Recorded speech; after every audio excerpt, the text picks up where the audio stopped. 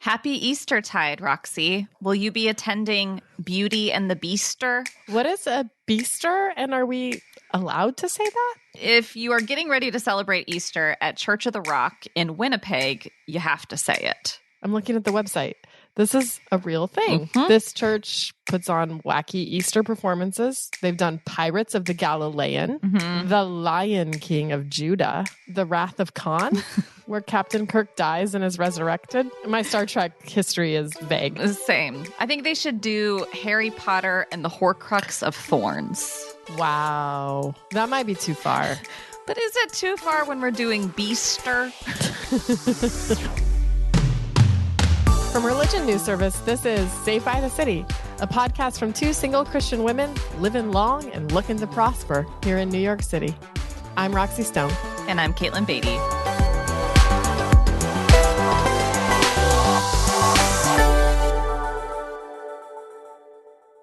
We should probably get a little bit more serious than what Beaster suggests, because when this episode drops, we will be entering Holy Week. For Christians, you can't get more somber than the week of Jesus' death and resurrection, eventually. I do love the way that the next few days in the church calendar tell the Christian story, starting with Maundy Thursday, followed by Good Friday, then Holy Saturday, then Easter Vigil, and then also Easter Sunday. It's a lot of church. I love this week as well. It's not really the way that I grew up with Easter. We just kind of did Palm Sunday, skipped to Easter Sunday.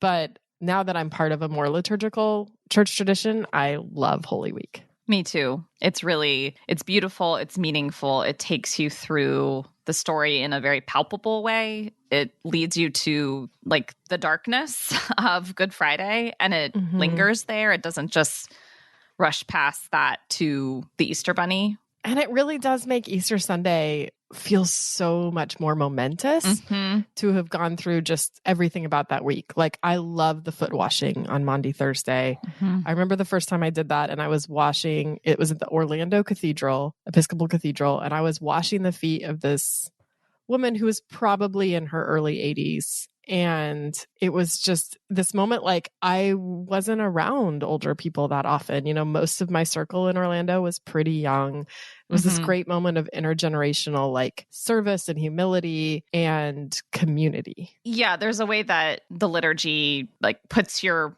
body in a position to actually understand the truth of what is being taught. Like, getting down on your knees and washing someone's feet is incredibly humbling. You're in front of somebody serving them in such a physical way. And it's intimate in a way that doesn't feel like we have a lot of that in church typically, or in other parts of life. Yeah. Now that you say that, I'm thinking about just how embodied the whole season is in a way that maybe is unique to the church calendar. Like, even it starts with Ash Wednesday, and being reminded that, like, this body will die, turn back into dust, and having that, like, physical mark put on your forehead. And then Lent is, like, generally you're fasting, you're sacrificing from something physical. So it affects your life in an everyday kind of embodied way. And then Holy Week starts with such a physical act. That's interesting. I imagine that the physicality of high liturgy, or high church liturgy, let's call it, is one of the reasons that as adults we have both gravitated to those kinds of churches. I think growing up, faith could often feel like purely head knowledge. Like, the point of Christian faith and practice was to get the right ideas in your brain about God. And of course, there is more left brain teaching that is part of a service, but it does feel more holistic in its teaching and more engaging of the emotions of the story that we're trying to live into. Yeah. I mean, I think the most physical that church really got for me growing up was, like, worship, right? Like the worship music. Yes. Like, the embodiment of that was very vertical, and it was praise, right? It was joy. It was something that was intended to be transcendent in this incredibly positive way and take you out of almost take you out of your body, not keep you in your body. Even as you were using your body, like, this idea of, like, transcendence through the music felt like it took you away, not that it like really rooted you in your body, the way that I think some of the liturgy of, especially maybe of Holy Week, really roots you in your body. Even the like Good Friday, like walking the stations of the cross. Several years ago at an Episcopal Church in the Chicago area, I signed up for part of the all-night vigil after Maundy Thursday. I went to that once at that church. I did it once. I don't know why I did this. I thought it'd be interesting. I signed up to arrive at the church at 4 a.m. and sit alone in the church building for an hour and keep watch and just sit. I mean, I don't even remember if I prayed. I'm sure I was trying to be prayerful, but there was something about being in that space in that time with the host that brings you into the story. The host being the bread and wine. Yes. Wait, or is the host just the bread? Well, the people listening who know the liturgy better than I do would say that there's something very specific that happens after the Maundy Thursday service where a portion of the bread and the wine like goes away, or it's put into some kind of special container, not from the Container Store. It was so interesting. It was almost surreal, but it put me in the emotion of Jesus in the garden, laboring through prayer, asking God to take away this cup, being alone, and then you are invited to sit watch with him. Did you get sleepy like the disciples in the garden? I probably did. It was, I mean, just getting up in the middle of the night to pray is an experience in and of itself, but then like going to drive to the church and sitting in this space and in the sanctuary, just you and the host was very otherworldly and profound. Wow.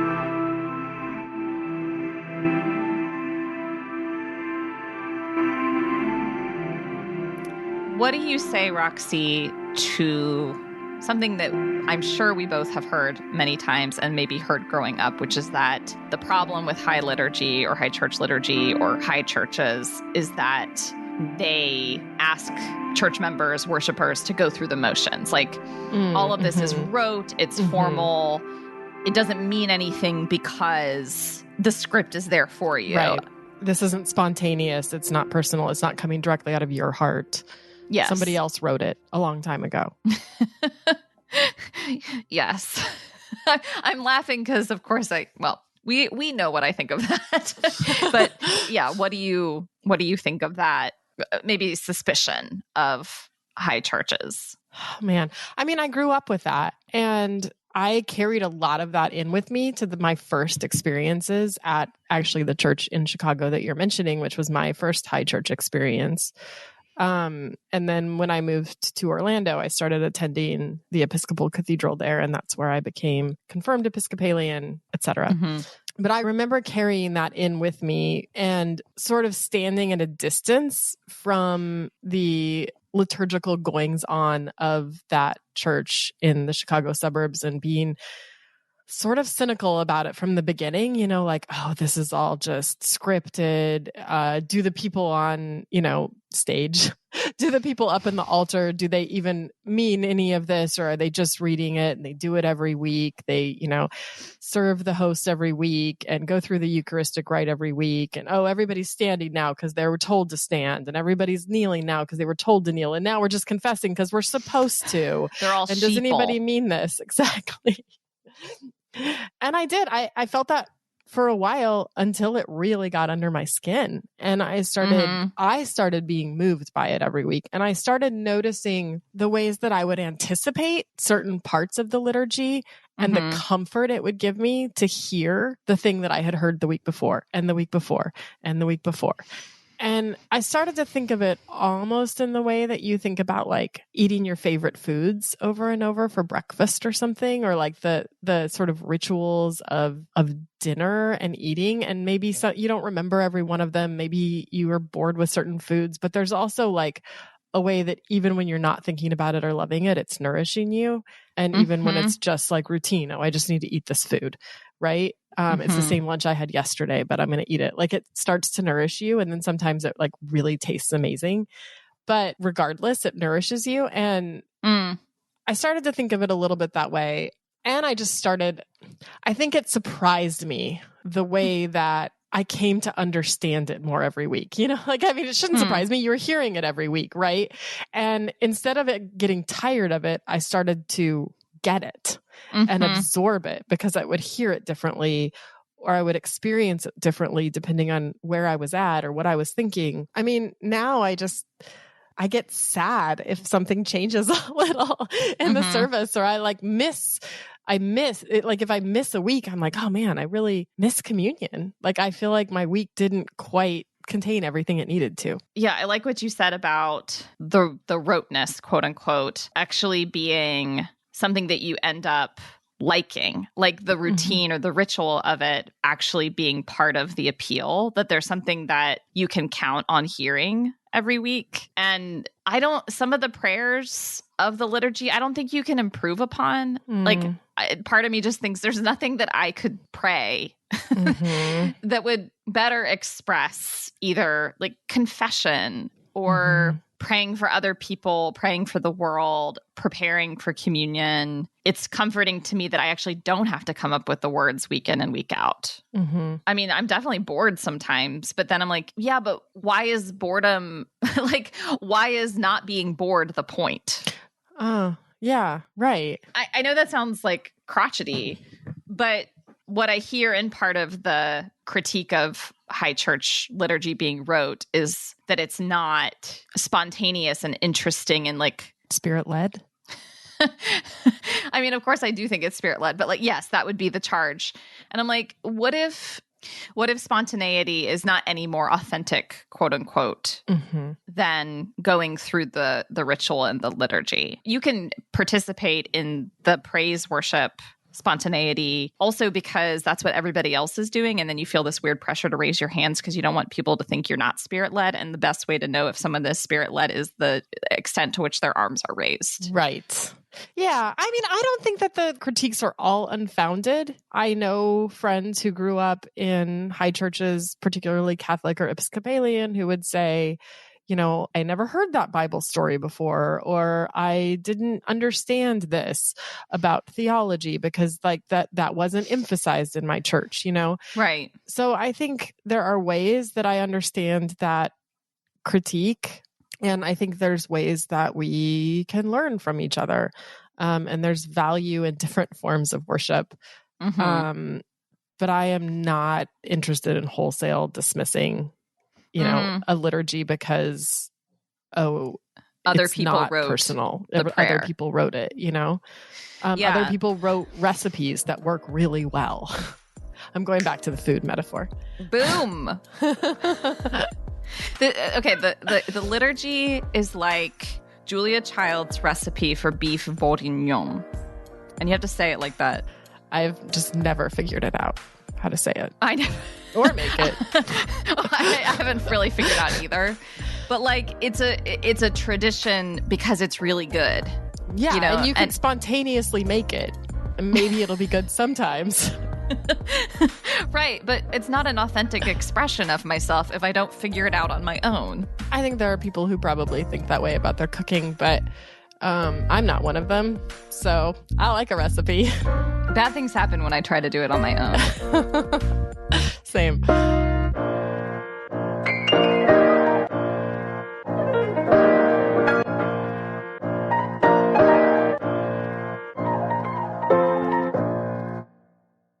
I have a feeling that our guest today appreciates the liturgy for many of the same reasons we do. He's also in charge of the Episcopal Church, so it would be kind of weird if he didn't. The Most Reverend Michael Curry is the presiding bishop of the Episcopal Church, the American branch of the Anglican Communion. No small task. It's not the institution that ultimately matters. It's that community gathered around this Jesus and his teachings and his way of love and his way of life. That's what matters. Reverend Curry joined us to discuss the future of the church, his leadership style, and Jesus. A lot of Jesus. Our conversation with Reverend Curry is coming up right after the break.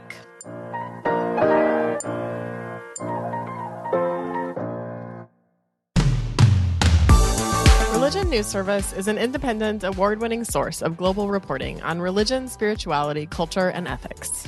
From A to Z, the Anglican Church to Zoroastrianism, RNS covers it all. And if you like what we're doing at Saved by the City, let us know. Throw us a rating or a review. It goes a long way toward helping get the word out about the show. You can also email us at sbtcpodcast@religionnews.com. We want to hear from you, and we definitely reply.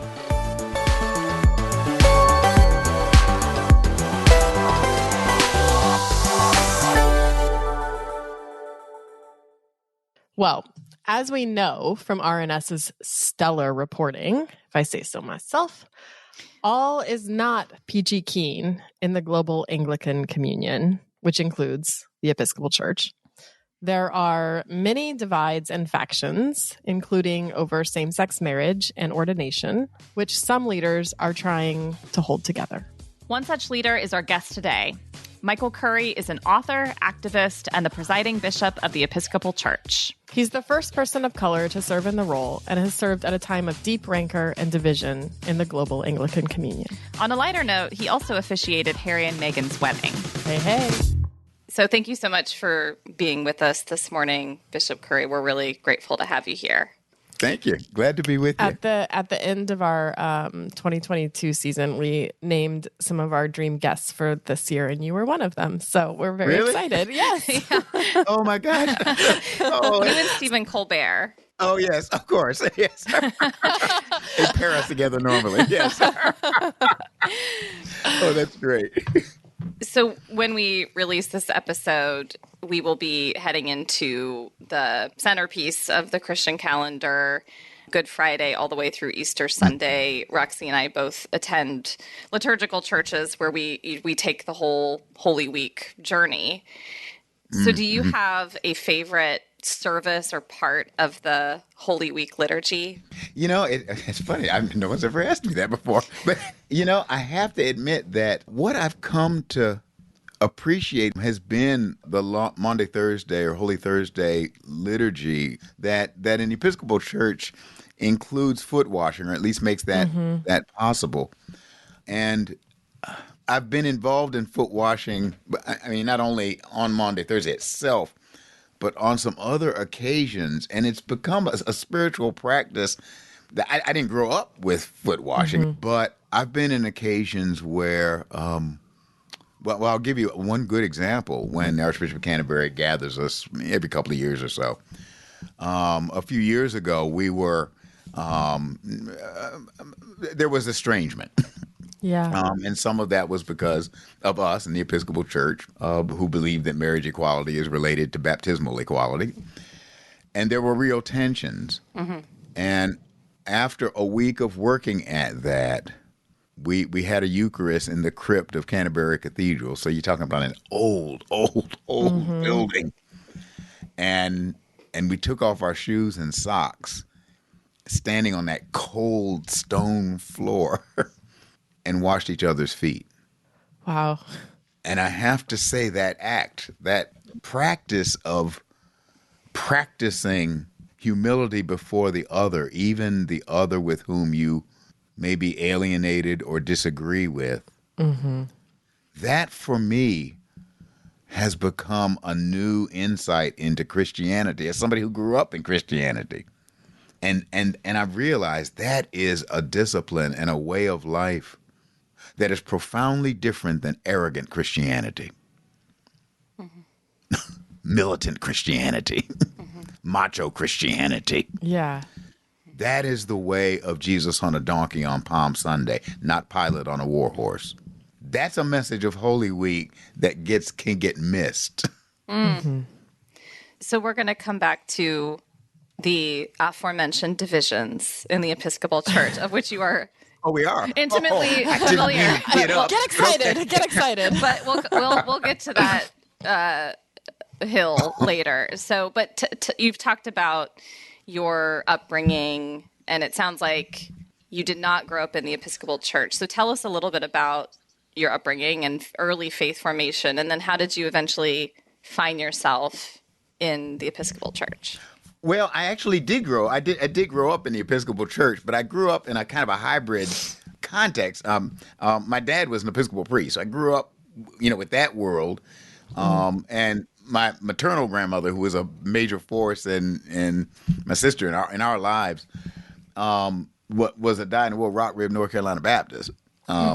And so I grew up with that kind of cross-fertilization. But in neither tradition was foot washing a part of it. And there were foot washing Baptists.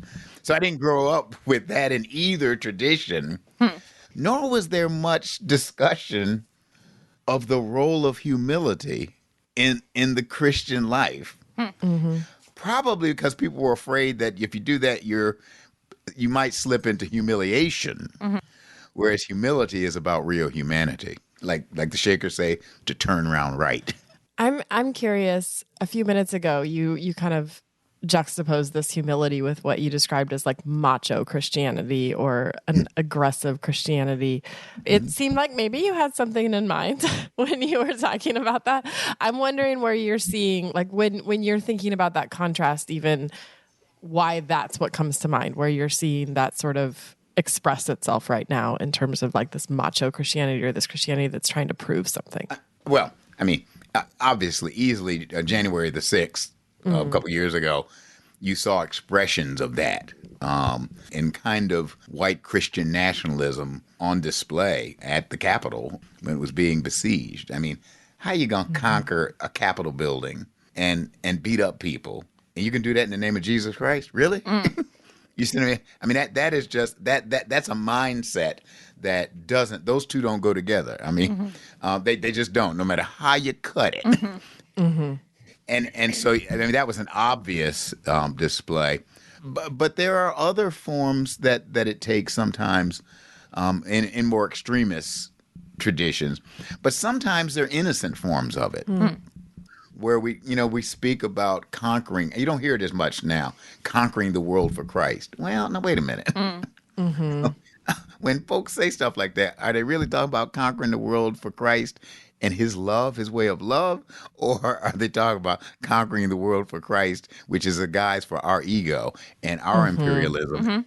You know, you didn't talk about conquering the world for nobody, you know, unless it means the conquest of love, for which it's probably helpful to find better language than conquest. But, and so there are many manifestations of that. You see some of that. I mean, I happen to believe in evangelism, but I don't believe in evangelism and triumphalism being wedded together. Evangelism has nothing to do with our converting people. Say a little bit. It has to. Yeah, say more. We're both like, wait, let's camp out here. Oh, okay.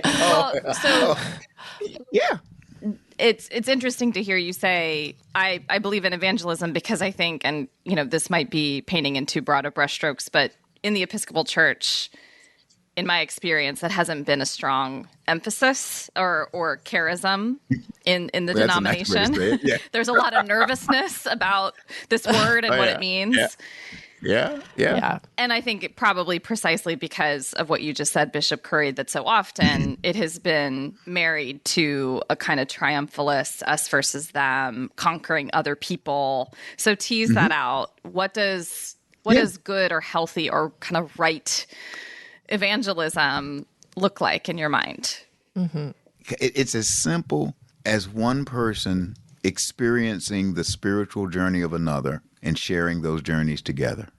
And where the Spirit leads is up to the Spirit and not me. I've never converted anybody. And I don't know anybody else who has ever converted anybody. That's God's work. That's God's side of the equation. My job is to share their story. They share mine. We share them together and see where the Spirit leads us. That's our, you see, that's what that humility thing, it is not arrogant. It's not about me. I'm going to get you to know Jesus Christ as your personal Lord and Savior. That's arrogant on my part. I happen to believe that Jesus is my Lord and Savior. That's not the issue. The issue is the attitude with which I approach it and the attitude with which I approach you. If I make the assumption that you don't know anything about God, that God's not already in your life, that God hadn't been stirring, you see, that's an arrogant presumption on my part. And that's where we must, I started to say dehumidify, I'm not sure what the right language is, but we need to de-arrogant eyes. Evangelism is not about making our churches bigger. Evangelism is about sharing some good news and hearing some good news. It is as much listening as it is sharing. I happen to believe that sure, church will grow. I'm not worried about that. Of course it will. But that's not the goal. If that's the goal, that's a selfish goal. Jesus said, when I am lifted up, will draw all folk to myself. He wasn't talking about filling pews. He was talking about inviting people to a way of life that was consistent with his spirit and God's way of life. That's the invitation. And, some folk will become Christian because of that. And some folk may take another route to be with their God. And that's fine, too. Evangelism is not about us converting anybody to Christianity. I mean, we've got history of whether it's notions of manifest destiny in our culture and our country, which was used to justify genocide against indigenous people, taking their lands or lands that they inhabited. And I'm not putting us down as a country. That's not where I'm coming from. But the reality is that wasn't about Christianity. Christianity was used to justify it, the conquest of people. And here was the basis on which their lands could be appropriated and potentially lives could be taken because they were not Christian. And since they were not Christian, they were expendable. Now, that is crazy. That doesn't have a doggone thing to do with Jesus Christ. I'm sorry. You don't have to apologize. It doesn't. Bishop Curry, you're talking about some pretty tough things that the Episcopal Church was part of. The Anglican Church was really part of. And, historically, the Anglican Church has been very white, very wealthy, and is really reckoning with a lot of that history right now. Sure. What is it like leading that church as a Black man?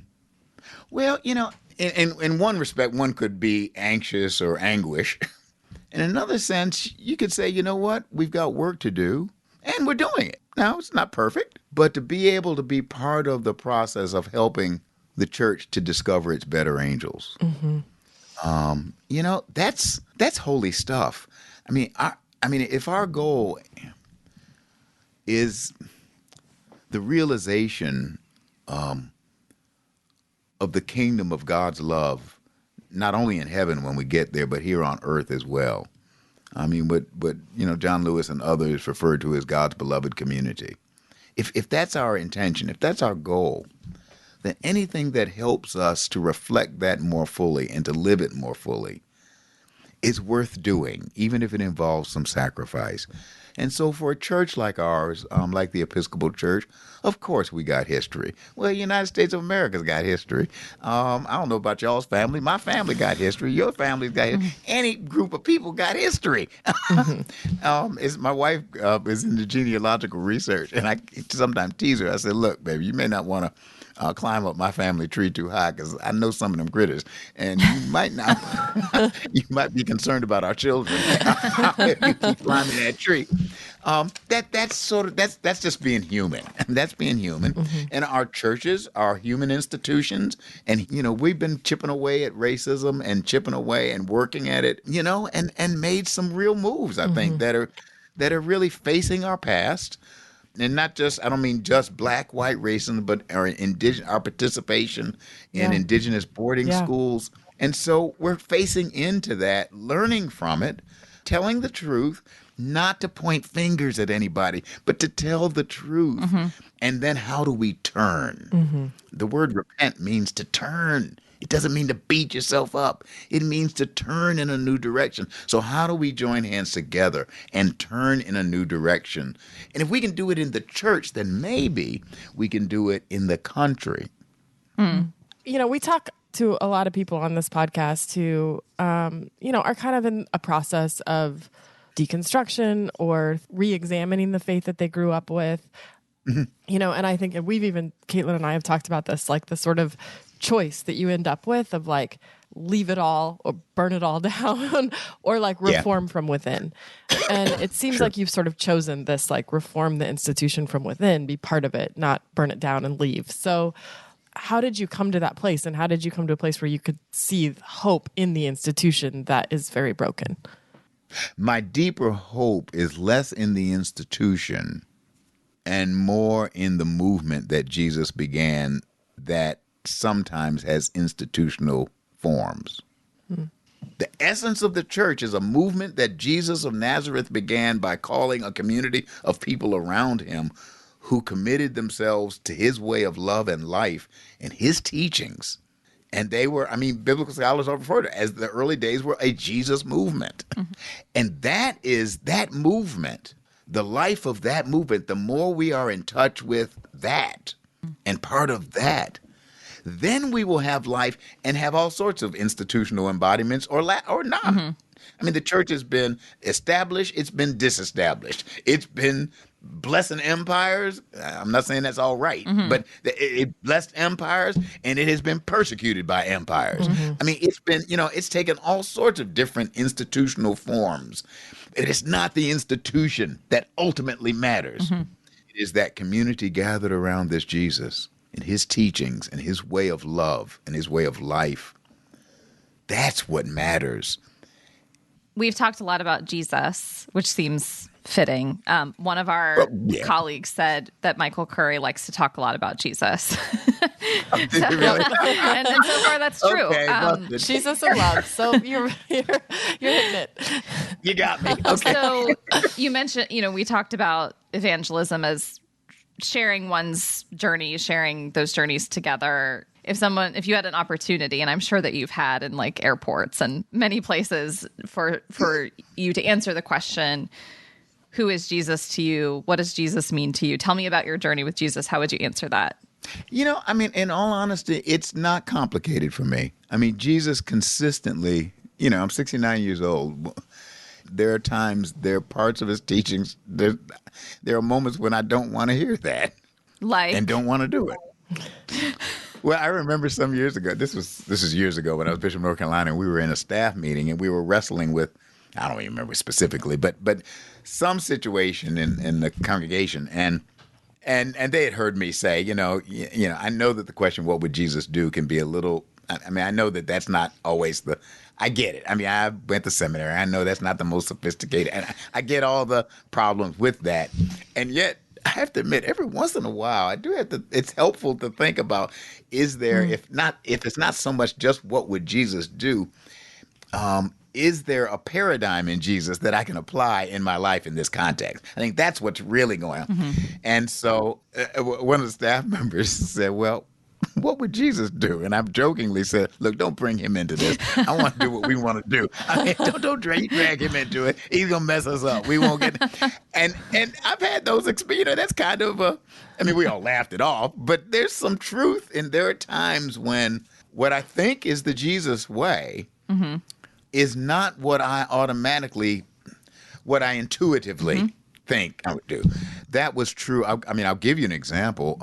When I was bishop in North Carolina, when we gave consent to Bishop Robinson to be consecrated as a bishop, as a partnered gay man, and I remember I supported that publicly, and it got hot. There was a lot of, it was a tough time for many. Not for me, nothing, but for LGBTQ folk, it was really tough to kind of have to hear some of what many had heard their whole lives, but to hear it so loud, it was just a difficult time. And I remember struggling. I had training in nonviolent engagement.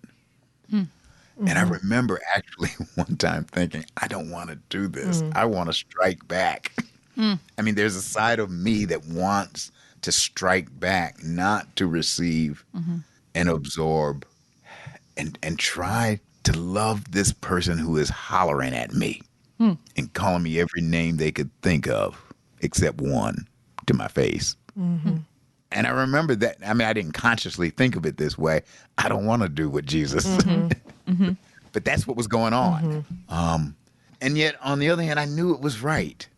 Not for self-abasement, but that the only way that ultimately leads to both what is just and what is compassionate and what is healing all at the same time is for me to humbly bow before you, to stand in my integrity, but to bow before you who disagree with me. And if we can create that space, I mean, I jokingly said, you got to learn how to stand for what you believe and kneel before the other all at the same time. There's a part of Michael Curry doesn't want to do that. Mm-hmm. Yeah, it doesn't sound fun. It doesn't. And I, we promised to come back to the divisions right now in the Anglican Communion, and I guess this is the time to do it. But okay. I mean, I think that's like a beautiful perspective, and I also see that right now the Anglican Communion is like splitting, and there's a lot of churches that are breaking from Canterbury, and as you were sort of leading a church that a lot of people are mad at about, particularly around LGBTQ issues and affirmation and ordination. So sure. I am wondering what that looks like in right now and how you're feeling about this imminent schism. Well, the struggles that we went through, and there will continue to be struggles. I don't want to minimize that. But by and large, we've figured out how to live together. There were some who couldn't live together with that, and you can't force people. That's not the way of love either. You can't force or compel someone. But there in the Episcopal Church today, there are people who don't agree with the church's position on marriage. There are, and they're still here, and yet they think there's some other things that are maybe more important to them, like the faith, like the work that the church does do. So there's room. There actually is room in space, and that's happened. I'm just talking about in the Episcopal Church. We have periodic struggles. It's hard to hold that center. I do it. I'm telling you, it's not easy, but it can be done. It can be done. And so if I sort of apply that to the wider Anglican Communion, my experience is that there are provinces that disagree profoundly with us, with the Episcopal Church, and now to some extent with the Church of England, although I wouldn't blow that up too much yet, because those who have expressed their disaffection haven't left. What they have said is that our relationship is impaired. They haven't left. So I think the jury's out on whether on how this will play out over time, and we'll have to see. But I'm not as worried about schism because if we all function on the level of love and charity with each other, those who can do that can find a way to live together with profound difference. And the one thing that Jesus was absolute about, you shall love, he got it from Moses, love the Lord your God and your neighbor as yourself. On these two hang all the law and the prophet. That's Matthew. John, I give you a new commandment, that you love one another as I have loved you.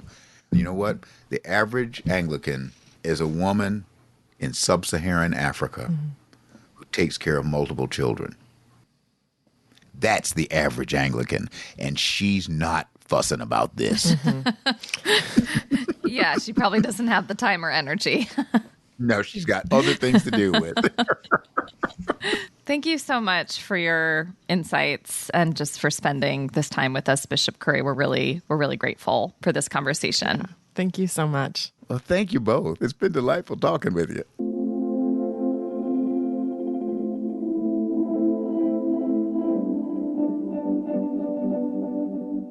In the meditative spirit of Holy Week, I thought we could do something a little bit different and have you wash my feet.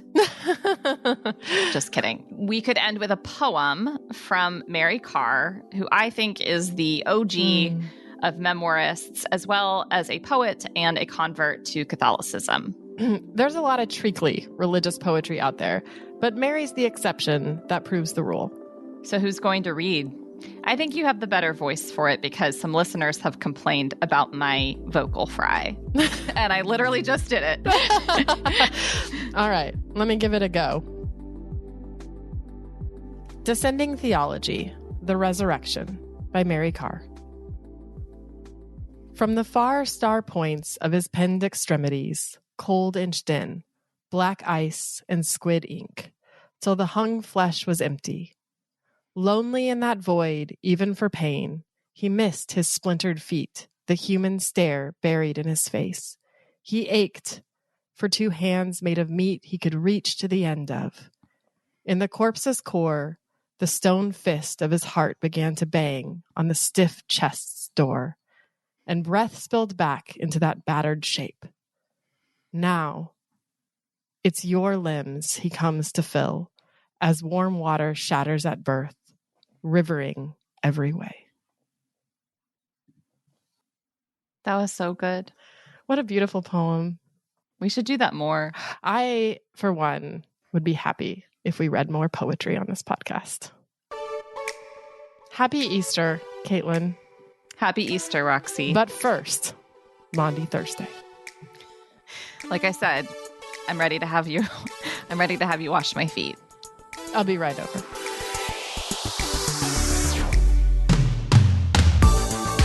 Saved by the City is a Religion News Service production. The producer is Jay Woodward, and the consulting editor is Paul O'Donnell. We get production assistance from Elizabeth Joy Wyndham. Chaz Rousseau put together our look, and Martin Fowler wrote our theme music. We are Katelyn Beatty and Roxy Stone. Thanks for listening.